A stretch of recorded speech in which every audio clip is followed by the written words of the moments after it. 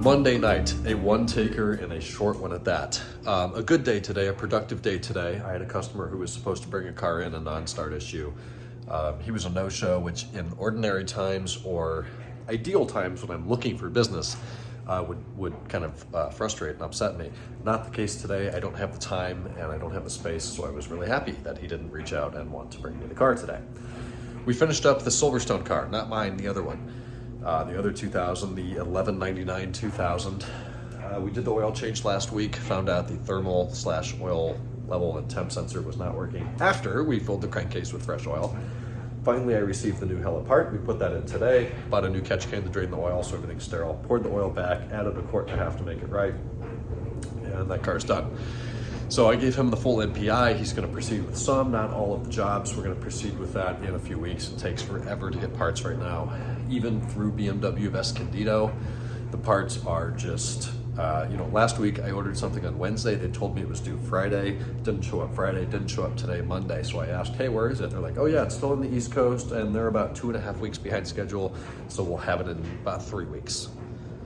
It's literally a nut that goes on top of a tie rod end at the ball joint. Whatever, I have no control over it. That's what it takes. So, made a lot of progress today in the shop early. We finished up the Silverstone car, as I said. We got the oil change done. It's going to be picked up tomorrow. We moved on to the Imola car, finished up the front suspension. We got the tie rods in. The steering knuckle was hanging there by the strut earlier today. So all the new control arms are in, everything's torqued, it's fantastic. It's so satisfying to have everything clean and put it all together and click on the torque wrench and everything's perfect, and that's just how it's supposed to be. All new fastening hardware, everything's new, everything's fresh, it's all OEM, it's perfect. So perfect front suspension. The only two parts we reused in the entire front suspension are the front springs and the front idler, or the front, the pitman arm in the steering. The pitman arm is NLA. It's a solid piece of steel. There's no rubber, there's no bushing, there's no wearable component. So assuming the vehicle's not in some sort of a major accident that bends that part, it's a lifetime part. So we just left that attached to the box, took it off the center tie rod or track rod and replaced that, and we're good to go. So lots of progress on the red car today. We did the rear main seal last week. We're seeing oil dripping down from there. The engine has not run since.